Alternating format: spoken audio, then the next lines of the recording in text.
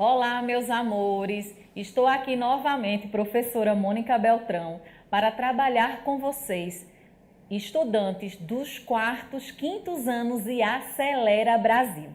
A nossa aula de hoje se chama A Construção das Identidades Étnicas de Pessoas e de Grupos, o modo de vida dos povos indígenas de Pernambuco em diferentes tempos. Apresento para vocês uma aula sobre esses povos que muito contribuíram para a nossa formação. Vamos lá? E mais uma vez reforçando a dica, prestem atenção, bastante atenção, para que a aula chegue ao seu coração.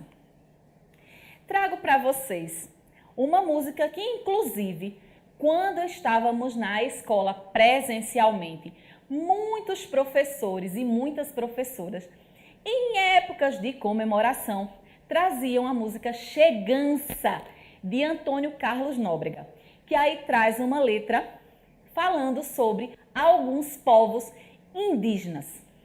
E ainda inspirados, todos nós, com essa beleza, essa diferença, essa cor que toda a questão indígena traz para a nossa vida, novamente apresento para vocês diferentes povos que contribuíram não só para a nossa formação, para o nosso engrandecimento, para a nossa cultura, para a nossa história. Vocês sabiam que há povos indígenas por várias partes do Brasil? Tem gente, inclusive, que nem sabe que Pernambuco tem muitos povos indígenas ainda, que mesmo com toda a ação para, assim, isolar os povos, eles resistiram. Não só porque são fortes, mas porque tem tradição, tem cultura, tem uma identidade que precisa ser preservada.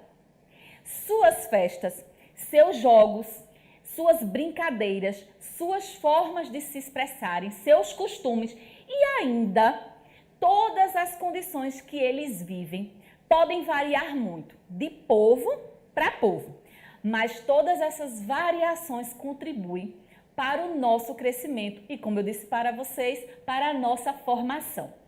Então, dentre todas as formas que existem no modo de vida dos povos indígenas, temos mitos, rituais, pinturas, objetos, músicas e muitos cantos.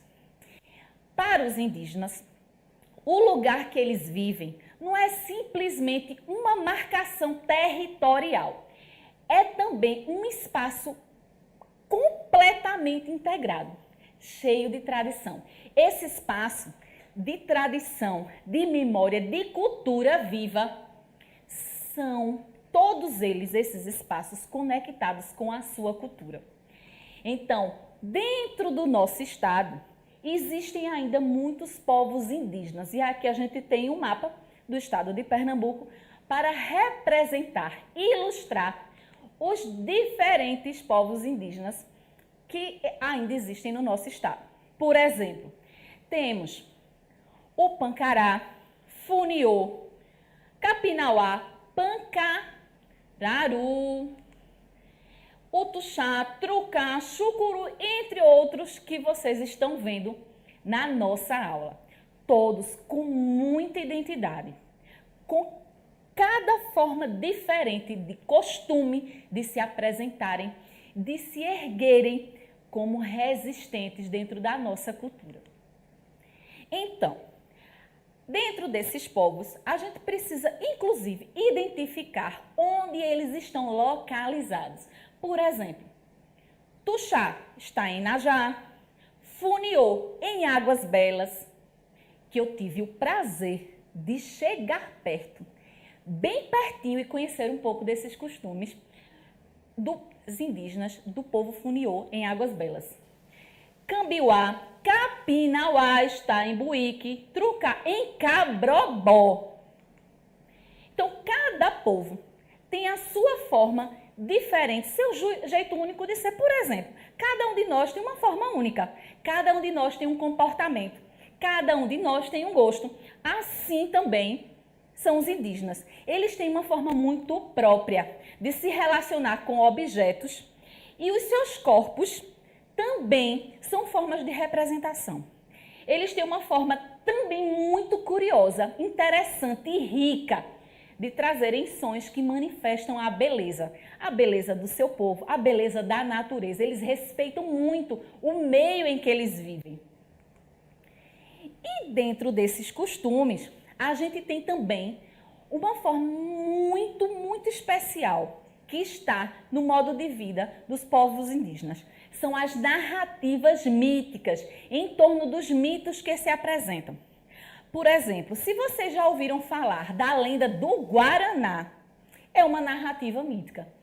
Então, é uma forma das comunidades indígenas se manifestarem através de suas crenças, tradições e ainda utilizarem dessas narrativas para explicar sobre animais, sobre o surgimento dos seres, sobre plantas e tantas outras formas que existem e que são relevantes, ou seja, importantes para as suas vidas.